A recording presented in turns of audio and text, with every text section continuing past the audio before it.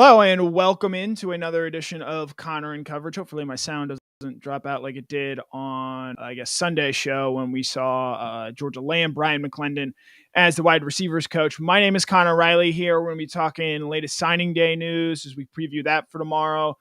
Georgia could potentially get as many as 5 commitments. I don't think we're going to see that many, but they're in on a lot of targets. There are a lot of guys making their decision. There are a couple of guys that are committed that are going to sign, so we'll hopefully see that follow through.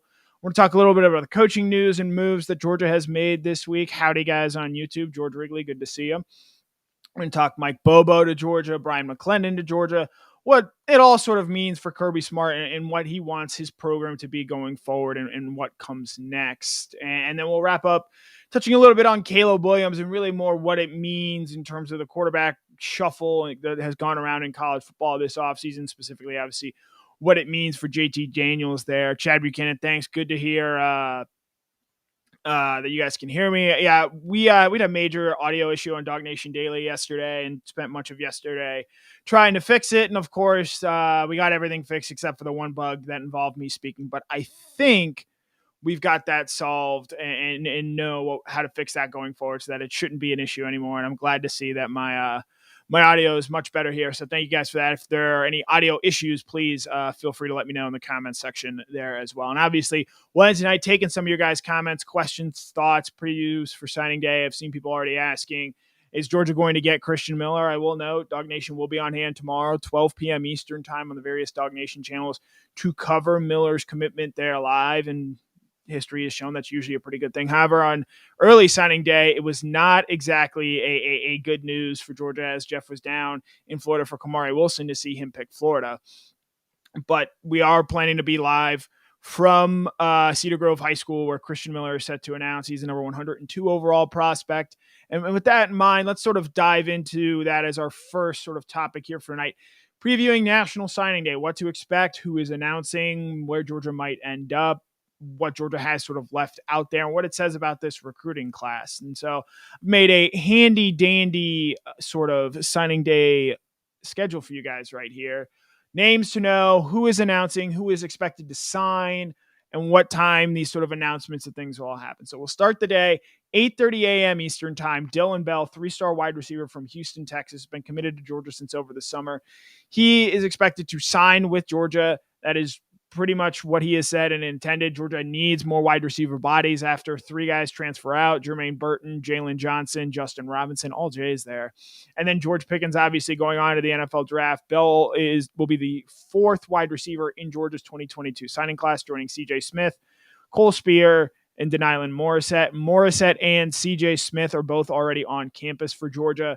Spear and Dylan Bell will arrive obviously over the summer there. Up next, you have Darius Smith, a 4-star edge rusher. A little bit of news here before he came on tonight. CJ Madden underwent labrum surgery. He's expected now to miss spring practice, but is also expected to be back in time for fall camp. You can check out more on that story on dognation.com. But Darius Smith, 4-star edge rusher of Baxley, Georgia, played for Appling County High School down there in that part of the state. He is expected to sign with Georgia at 9:30 a.m. Those 2 guys, Georgia commits, they're going to get the news out of the way early. As we move on into the day, the 12 p.m. hour, that's where things really start to get interesting for Georgia. As we mentioned before, Christian Miller, 4-star defensive tackle or defensive lineman, really. I think he will be a versatile college player and able to move around. He's expected to announce at 12 p.m. Dog Nation will be there on hand at Cedar Grove High School to cover that announcement. Obviously, Miller's teammate is CJ Madden, who we touched on a second ago. I think Miller, if you land him, this is a really, really strong defensive line class already. And if you add in another talented player like Miller, yes, you lose Jordan Davis, you lose Trayvon Walker, you lose Devontae Wyatt. Guys I've written have all could potentially be first-round draft picks. Well, landing Michael Williams and Bear Alexander, who are already on campus, and then adding Christian Miller on top of that, I think really sets you up nicely for this defensive line going forward and puts you in a spot where you can really, maybe not necessarily next year, but 2 years, 3 years from now, have a real impactful defensive line like we saw this season. At 12 p.m., Georgia running back commit Jordan James is expected to sign, but I would note here that it is not the expectation around Dog Nation that he ends up signing with Georgia. Is actually believe that he is going to sign, I believe, with Oregon. That is the thought there, joining Dan Lanning. Had a chance to sign with Georgia in the early period, wanted to get him in early. They were not able to do so, and so it looks like he might end up going elsewhere. Not on this graphic, but I should have. I was rushed making it up. I was obviously late getting on tonight, which isn't great. But Andrew Paul, 3-star running back out of the Dallas, Texas area, he is going to announce at 12:20. So in that 12 to 12:30 window, we'll know about Christian Miller, Jordan James, and Andrew Paul. I think the bigger targets of the day, at least that are somewhat realistic for Georgia in that window. It sounds like for Paul is between Georgia and Clemson. We will see how that battle turns out. As I wrote this afternoon, Georgia's going to need another running back because it stands right now, even with Branson Robinson arriving this summer, Georgia's only going to have 4 scholarship running backs as it stands right now. And I expect James to ultimately end up at Oregon or elsewhere. And as Alabama showed this season, if you don't have great running back depth, it really puts you in a bind with what you want to do offensively. And so I wouldn't be surprised if Georgia were to miss on James and Andrew Paul, then to look in the transfer portal for running back help there. I would note that before we got on here tonight, Kamar Wheaton, the number 1 overall running back in the 2021 recruiting class, he has entered the transfer portal from Alabama. Sounds like he never really had the year there he envisioned, was unable to get healthy. And so we'll see what happens with Kamar Wheaton there, but he is on the move from Alabama. Moving back here to National Signing Day times to know, Shamar Stewart, the biggest name that Georgia is in for, 5-star defensive lineman from South Florida. I don't think he's coming to Georgia, but Georgia will be a hat on the table in this instance. Georgia, Texas A&M, Miami are his finalists. Georgia did host him on a visit this month, but it sounds like Texas A&M and Miami are battling for Stewart, and it sounds like A&M might have the lead right now, but we'll see how Mario Cristobal is potentially able to finish there. Stewart being an obvious priority for him and what Miami wants to be going forward. And then wrapping things up of the guys that Georgia's sort of in on, E.J. Lightsey, a linebacker from Fitzgerald, Georgia, one-time Florida commit. He is expected to sign and announce at 2 p.m. I think Georgia feels very good about what they have there. You see Georgia, they lose Quay Walker, they lose Channing Tindall, they lose Nakobe Dean, 3 linebackers who are all going to be drafted in the first 3, maybe 4 rounds of this upcoming NFL draft. You bring in CJ Washington, you bring in Jalen Walker, both early enrollees. Adding Lightsey to that mix, it creates an even number in terms of depth and where you are going forward. And as I think we've said before, while yes, you lose a ton of talent at that linebacker room, I think there's a real excitement for what guys like Jamon Dumas-Johnson, Savian Sori, Shmael Munden, even older guys like Ryan Davis and Tresman Marshall can potentially bring to this field and to this team. So while, yes, you do lose some talented players at the linebacker room there, I think you like what you have in terms of experience depth behind that. So that's sort of the times there again for National Signing Day. We'll run through it one last time here. Dylan Bell and Darius Smith, current UGA commits, announcing at 8:30 for Bell, 9:30 for Smith. Christian Miller, Georgia's, I would say, probably top realistic target for tomorrow, number 102 overall player in the class. He is announcing at 12 p.m. We'll have that covered for you live on the various Dog Nation platforms. Running back commit Jordan James is expected to sign at 12 p.m., but as we touched on earlier, it seems like he is trending towards Oregon. Andrew Paul, another running back target for Georgia. He is announcing at 12:20. That is between Georgia and Clemson, it sounds like. And then to sort of wrap things up there, Shamar Stewart is announcing at 1:30 p.m. Eastern time, though it doesn't seem like he's going to ultimately end up at Georgia. And then E.J. Lightsey, a 3-star linebacker out of Fitzgerald, Georgia, is announcing at 2 p.m. We will hear from Kirby Smart tomorrow. He'll talk about, obviously, the recruiting class that Georgia has signed or is expected to sign. No breaking news right there. Wrong click of the button. But we'll have Kirby Smart talking about recruiting class tomorrow, ultimately what he has seen. It'll be the first time we've talked to him in sort of an interview setting since the day after the national championship game. And we'll sort of use that as our segue here, having touched on National Signing Day and what Georgia is expected to do there. Georgia's made some coaching hires in the last week. They've added Mike Bobo as an offensive analyst. They've added Brian McClendon as the wide receivers coach there. You saw this weekend Georgia putting up the fancy graphics, or I guess one of these came out on Friday, one of these came out on Monday, but it felt like this news really, I would say, dominated the news cycle of the weekend. You obviously have McClendon coming from Miami. We mentioned Mario Cristobal earlier. He's going to be pass game coordinator, wide receivers coach. That is the same title held by Cortez Hankton, who is now at LSU and got a mighty fine raise to do so. And I would probably guess that when we get Brian McClendon's salary, it's probably going to be more than what Cortez Hankton was making here at Georgia. And then obviously, I think the bigger name between these two, Mike Bobo, he is joining as an offensive analyst, and a lot of people want to make a lot out of this and what it might mean. Obviously, Bobo, a controversial figure of sorts given his earlier time at Georgia. I'll note I am a fan of Bobo. I liked what he had done. I thought what you saw at Auburn this year, there was a time this season when they were 6-2 and a top 15 team in the country, and Bo Nix was looking like a real difference maker at the SEC level. Obviously, then Nix breaks his ankle, and that Auburn program really unravels from there. And if you want to point to, oh, well, he's been fired at his last 2 jobs. One, I'd point out that Georgia seems pretty happy with what they've gotten out of Will Muschamp so far, who was with Bobo at South Carolina. And I don't know how you really look at Auburn right now and what Brian Harsin has had to go through these last couple of weeks, and really been all that, confident in what Harsin was able to do. And no, Bobo, even his time at Georgia, I think you look at the 2014 and 2015 seasons, Georgia's offense in 2014, his last year coordinating here at the University of Georgia, averaged 41 points a game. That's more than the offense's average at any point under Kirby Smart. And sure, he had some flaws early on in his time as a play caller, I guess 2009, 2010, when you had Joe Cox and Aaron Murray there. But Aaron Murray also went on to lead, to set records on the SEC level in terms of passing yardage and what he was able to do. So, and it's also, I point out, it's not like Bobo is calling the offense here. He's going to help, coach the coaches, scout, design plays. But obviously, Todd Monken is going to continue to have the final say in this offense. And unless he gets hired by an NFL team, I'm not sure that's going, and we'll see if that ultimately ends up happening. But Todd Monken's not going anywhere unless it's to the NFL. And he is very likely, in my opinion, going to be getting a nice pay raise to be the offensive coordinator once again at Georgia for the 2022 season. So, Buster Faulkner, Mike Bobo, Brian McClendon as well. We'll touch a little bit on the recruiting because I've seen some questions in the chat, obviously, already about what McClendon brings from a recruiting aspect. It's an offensive room that, yes, Bobo and Kirby Smart obviously have a prior relationship, but Mike Bobo is still a really good offensive mind. And if you can add that to what you have with guys like Matt Luke, Todd Monken, Del McGee, if you can add that into your mix, you've sort of seen Nick Saban do this. Now, sure, he had Steve Sarkisian, Bill O'Brien, Doug Marrone already moving on after 1 year there at Alabama, but you see all that, and that's what he's building. It's not, again, Mike Bobo's not calling plays for Georgia next season. It is another sous chef. It is another line cook. It is, in terms of building the offense in that kitchen, he is not the head chef for Georgia. He is going to be a guy that is going to be able to help out, man his station, and I think really help this program. And we've seen analysts play big roles for Georgia moving forward, and I think Bobo is absolutely going to do that. Could I one day see Mike Bobo being back on the field for Georgia?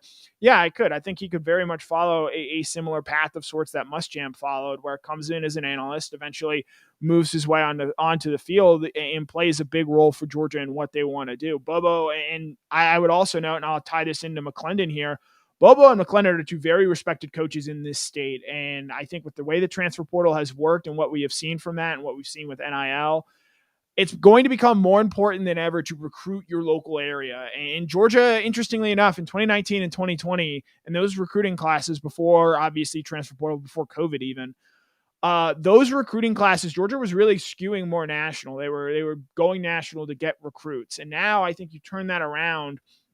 They see the importance of owning the state of Georgia. And not that they didn't own it before or see the importance of that, but I think with the transfer portal and what they've seen happen, they really understand the significance of this, of being able to establish relationships with guys on an in-state level.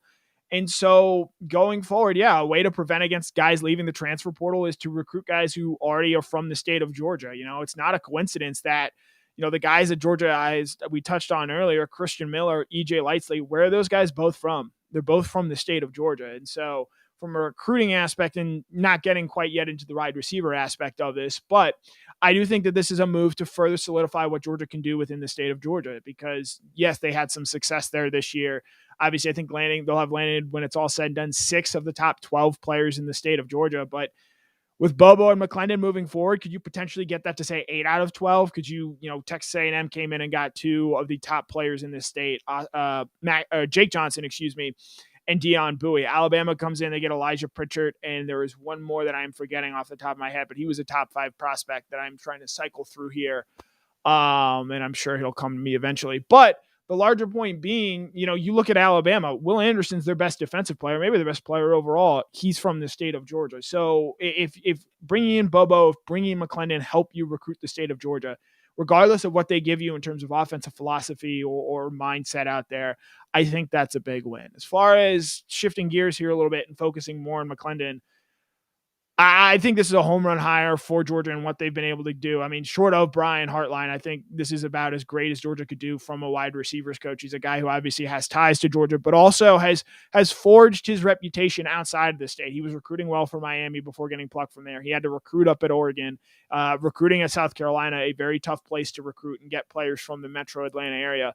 McClendon has done all of that, and I think early on in his tenure, he's going to be judged, fair or not, by how well he recruits, specifically in the 2023 recruiting class. And obviously, we all saw the Brandon Innes tweet from this weekend, 5-star wide receiver from South Florida, American Heritage High School, the same spot where Marvin Jones Jr., a 5-star signee in Georgia's 2022 recruiting class, came from. But, and this is where McClendon's past experience helps here as well, guys like Sony Michel, Isaiah McKenzie, guys he helped recruit, play that position or played at that very same high school for Georgia. So McClendon, early on in his tenure, is going to be judged as a recruiter because while Cortez Hankton did a lot of really good things as Georgia's receivers coach, was instrumental in those 2019 and 2020 recruiting classes, played a part in Ladd McConkey, Adonai Mitchell, even Jermaine Burton in 2020, guys getting on the field and making an early impact. That does speak to what Cortez Hankton is able to do as a developer and as a teacher at the position. But I think we'd all probably agree here,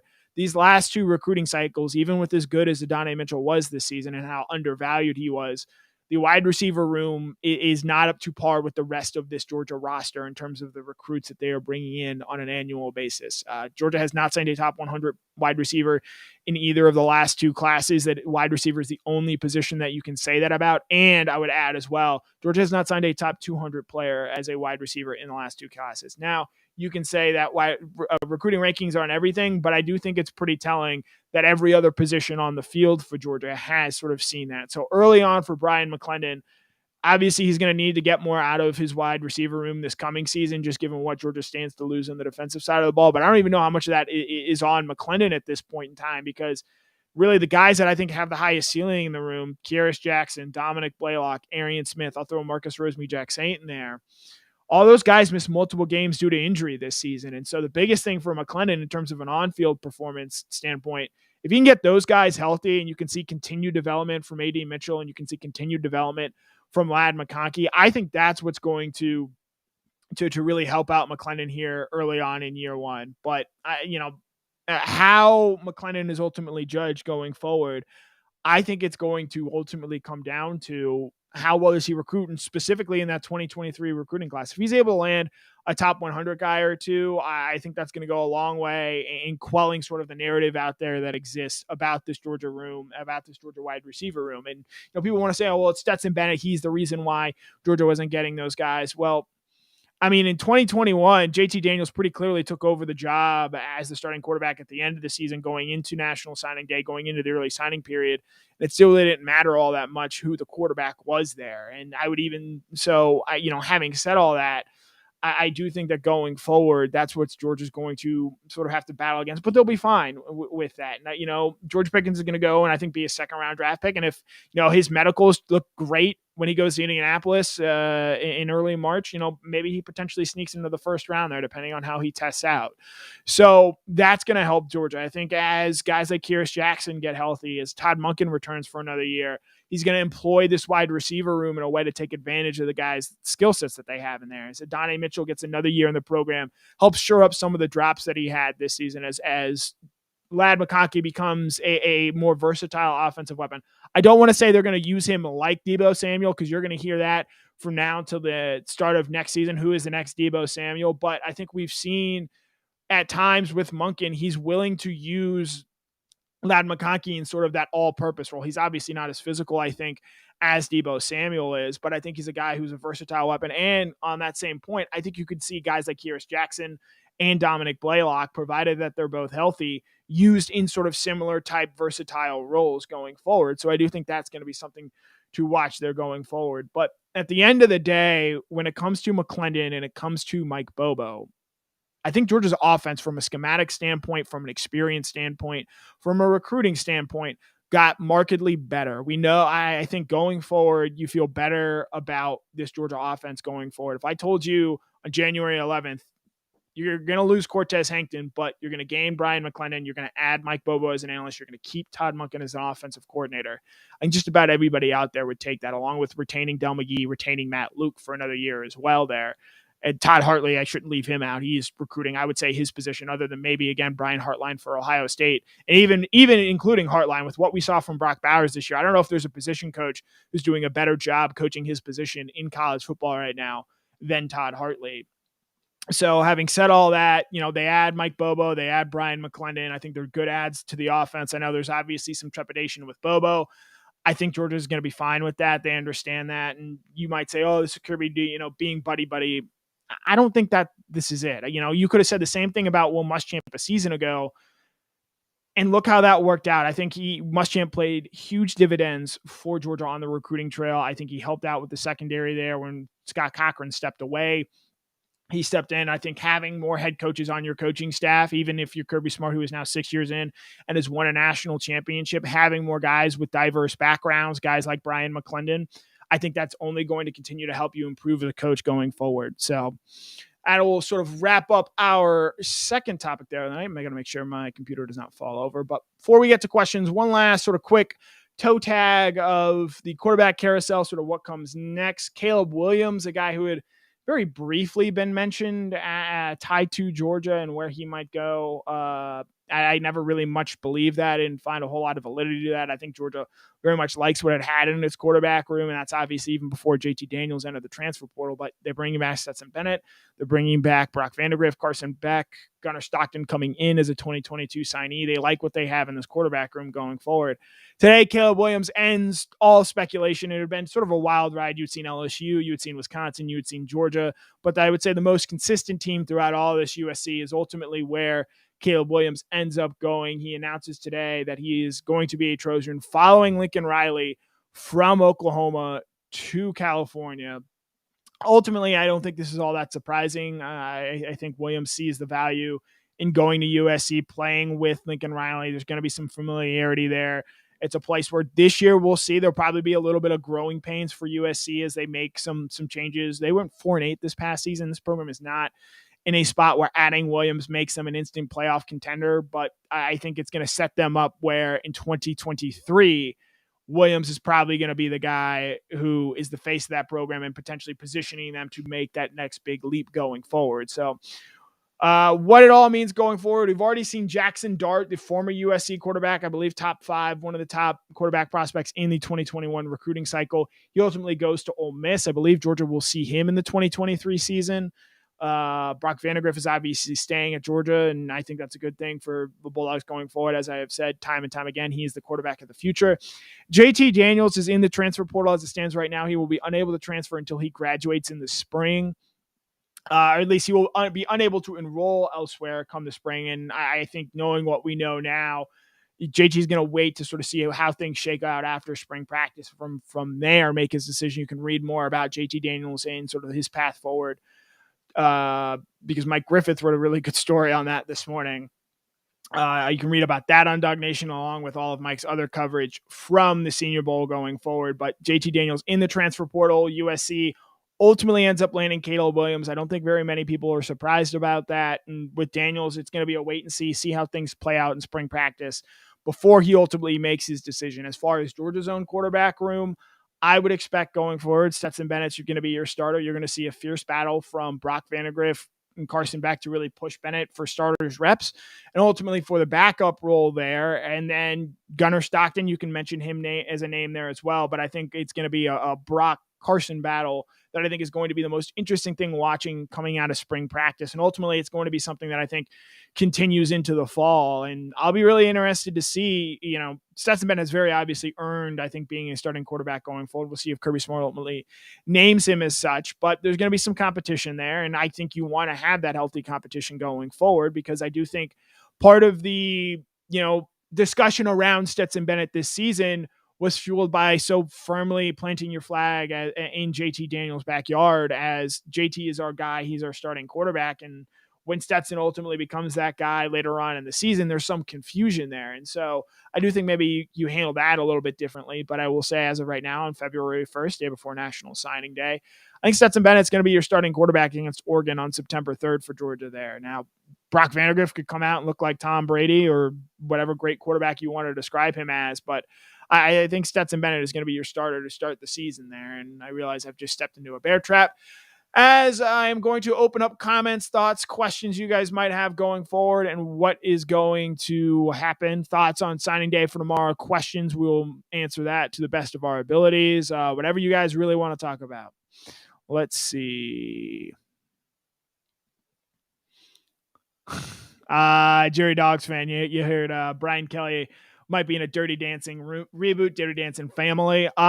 Don't be scandalized by this. I said it a while ago.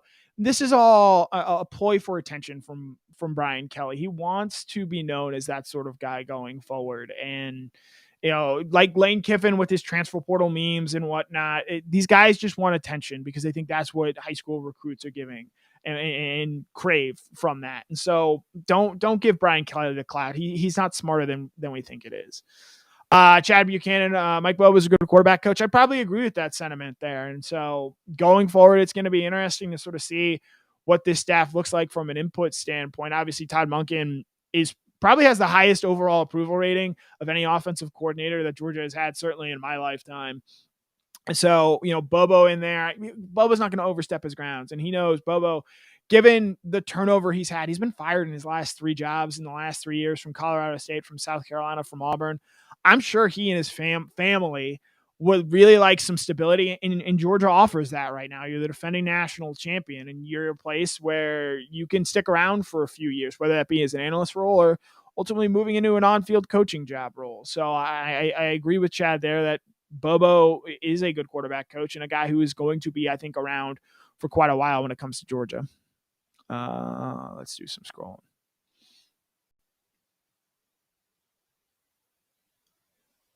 John Miles, is Andrew Paul signing with Georgia tomorrow? That's one of the more interesting questions. It's down between Georgia and Clemson there. Clemson did get the jump on him early. Georgia is pushing hard late for him in his services. So we'll see ultimately what that ends up being. I think that's going to be a real differentiator in the day in terms of what makes a successful sort of signing class for Georgia in terms of, their overall haul. Because again, if you're only having 4 scholarship running backs, it'd be a first under Kirby Smart's time as a head coach. And as I've said before, you look at Alabama, how quickly running back injuries accumulate, especially with how physical I think Georgia wants to be going forward. And Kenny McIntosh has missed time before. Kendall Milton has had an MCL injury in each of the 2 years he's been on campus. So it's definitely going to be something to watch there going forward.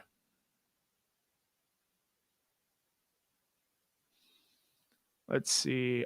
Shane Taylor, doing the math on this, I don't think Georgia is going to ultimately be able to overtake Alabama for the number 2 class unless somehow Shamar Stewart ends up in this class for Georgia, which at this point in time, I would be surprised.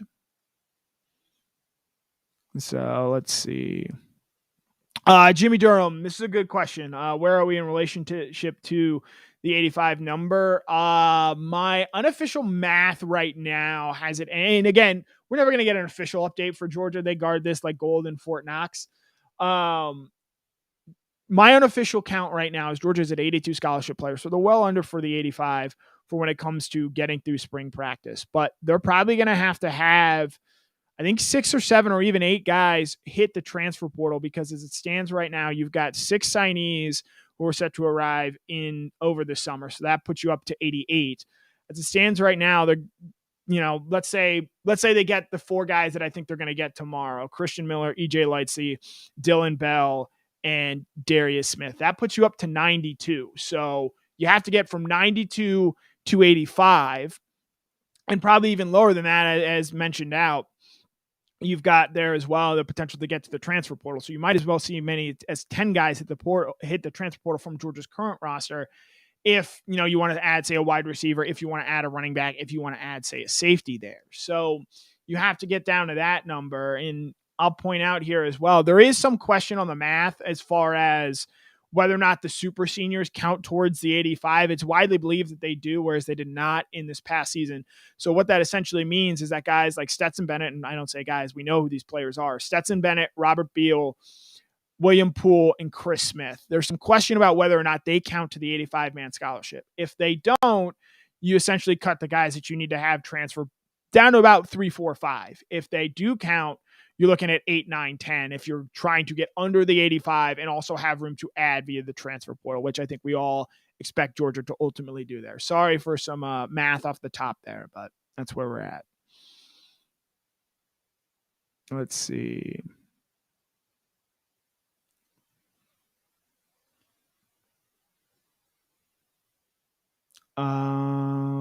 Thoughts? Yeah, Jeremy mentioned this earlier tonight. Kamar Wheaton transferring from Alabama, number 1 overall running back in the 2021 recruiting cycle. Never seemed like he got healthy, never really seemed to get in a place where he was able to contribute this season, and so he's looking to go elsewhere from the state of Texas, I believe. So something interesting to watch there going forward. Let's see.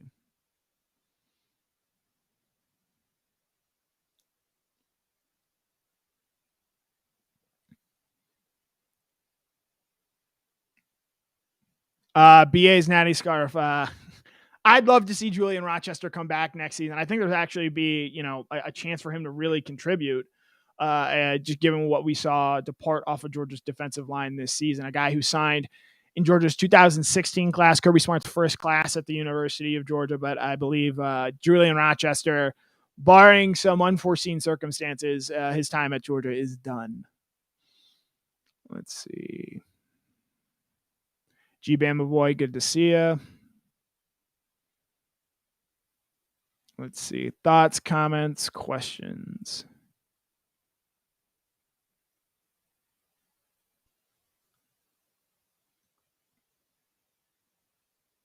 Marvin Roach, is there going to be supplies flip tomorrow? We'll see. As I pointed out today, this time back in 2019, nobody really thought Georgia was going to end up with George Pickens. And then the next day, you've got Brandon Adams asking, is this real? And it turns out to be so. And George ultimately ends up playing a key role in Georgia winning a national championship there. So Kirby Smart's always known to have 1 or 2 tricks up his sleeve. And I would not be surprised in the slightest if we see some quote unquote surprises.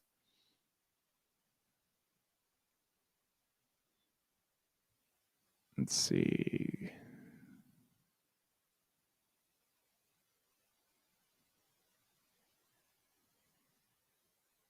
Hold on. Green shoulder. I'm sure Auburn fans are sweating. Look, this is Brian Harsin entered Auburn under a ton of pressure, and it has gone maybe about as poorly as they could have imagined. Lose 5 straight games to end the 2021 season. I don't mind saying I don't think he's going to be around Auburn for much longer. It was a strange culture fit. Tried to, I think, embrace that culture fit by hiring guys like Mike Bobo, hiring Derek Mason there.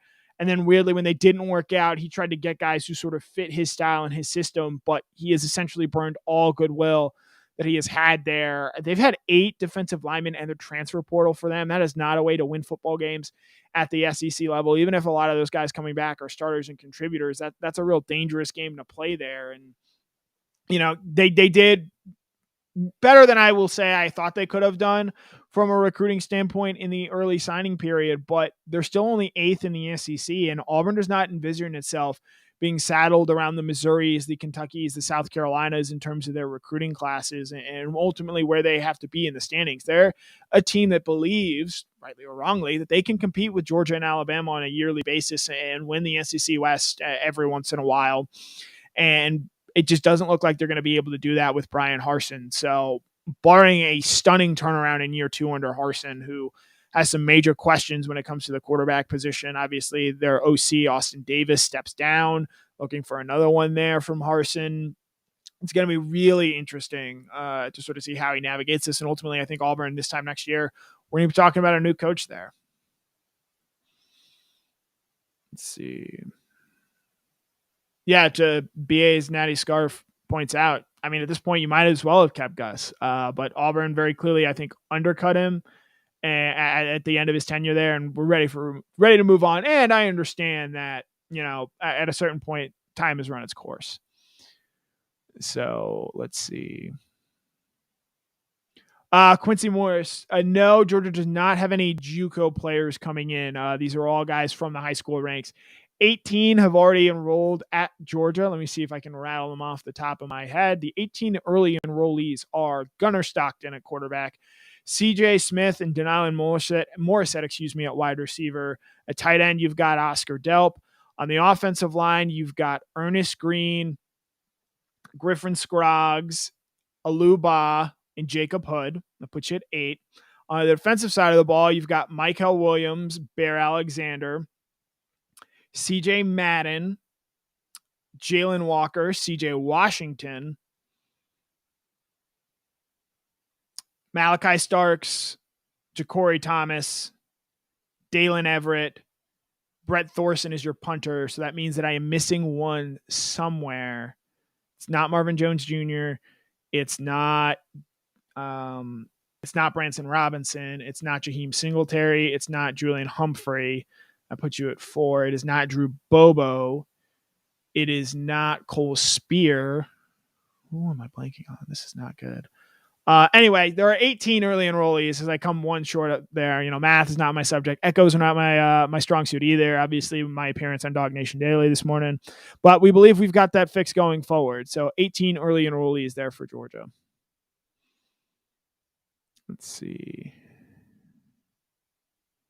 Daniel Taylor. As far as the transfer portal, I think Georgia's going to wait to really identify guys and see who comes out after spring. They want to have a better idea of where this roster might be, who might be ready to contribute and potentially play early. And from that as well, you have a better understanding of what their true needs might be. I would say personally for me, I think you look at a wide receiver position. I think you look at safety position, and maybe depending on what happens tomorrow with Andrew Paul and Jordan James, maybe you're potentially looking at running back there as well. But I think a difference maker at wide receiver, maybe another healthy body at safety, maybe not exactly in the Darian Kendrick role, but say like the Brandon Turner's role, who ultimately they weren't able to hang on to as he transferred to Tennessee. But think in that sort of role, but obviously a difference maker at wide receiver. You have a guy who can help out with depth and possibly play if need be in the secondary, and then running back or outside linebacker. And I'll note, Georgia really only takes guys that have high major experience or experience of playing at a high major program. You look last year, Darian Kendrick came from Clemson. Arik Gilbert came from LSU. Tyke Smith came from West Virginia. JT Daniels, Jamie Newman, Wake Forest and USC. Trey McKitty, Eli Wolf, those guys came from Florida State and Tennessee. So look for Georgia to look for guys that are, potential contributors at the wide receiver spot or at the safety spot. And then obviously have a high major background. The last non-Power 5 player that Georgia took, I believe, was J.R. Reed as a transfer, and that was back in 2016. Now, obviously, that worked out very well, but at the same point in time, things have changed since then. Yeah, Randy Hall. Jaheim Singletary is not an early enrollee for Georgia. He and Julian Humphrey will both arrive this summer.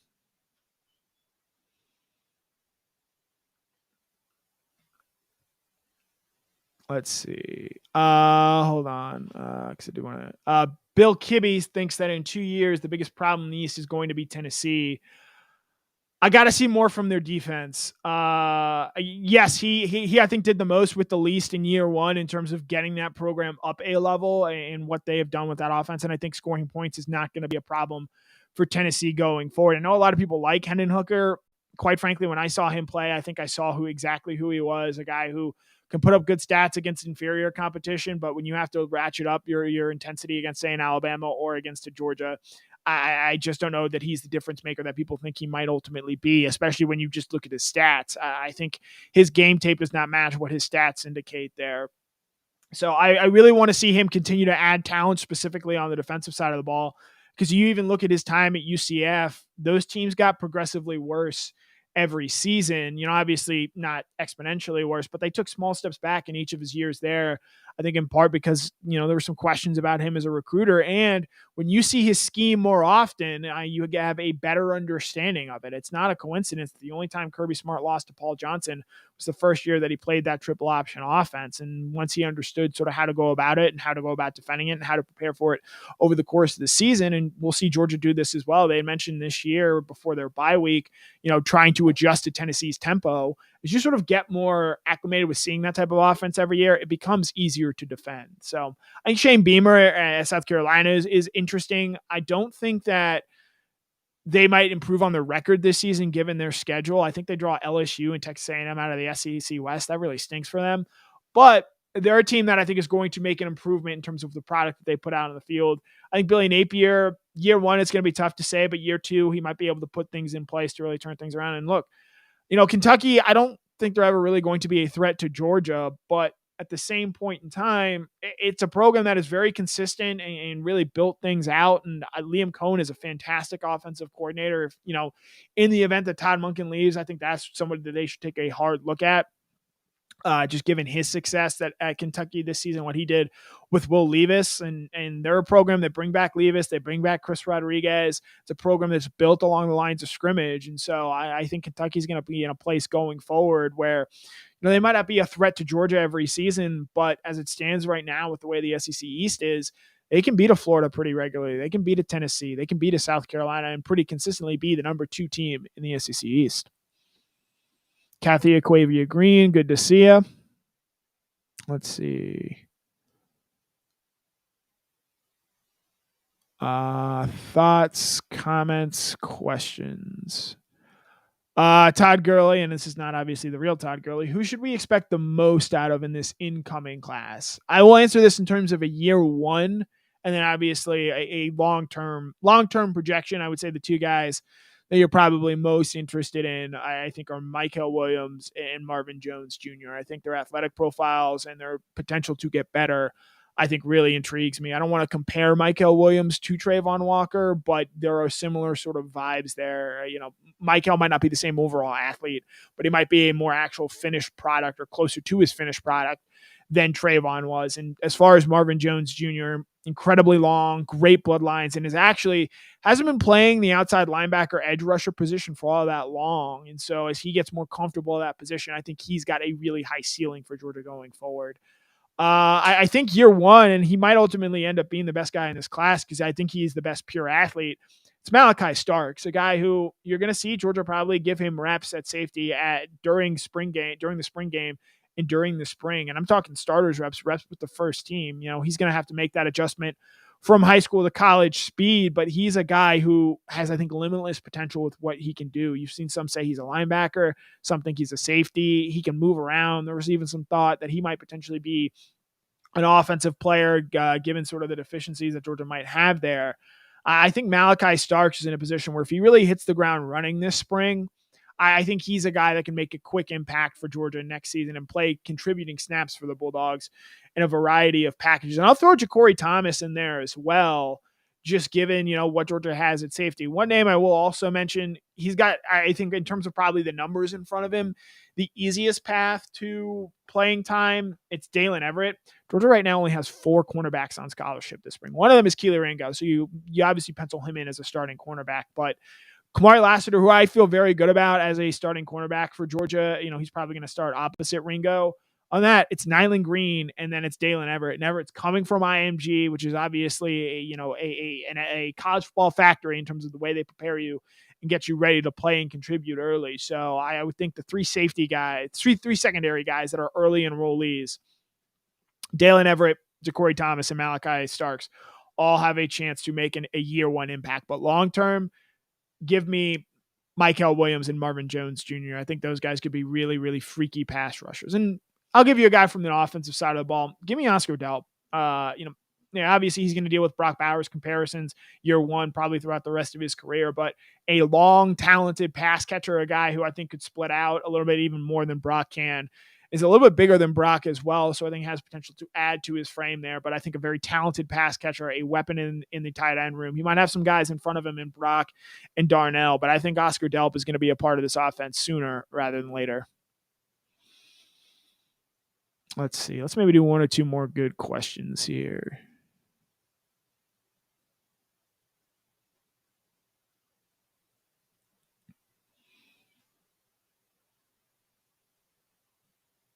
Let's keep rolling.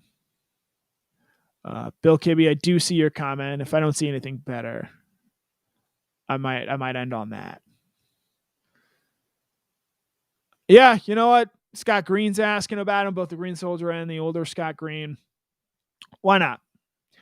Arik Gilbert. So he is with the team. He is enrolled at the University of Georgia. He was spotted with the team at the championship celebration. I think those are all positive signs from Arik. Obviously, he stepped away from the team last August. As far as expectations for him and what he might be able to do, I have none. I want to see Arik get healthy. I want to see him put himself in a position to contribute, go through practices, make it through spring practice, make it through the fall. And obviously the expectations that come given his high recruiting ranking, I do think they're going to, lead to questions being asked about him. People want to know. We had 5-6 questions asked about him in the last, 30 seconds before addressing it.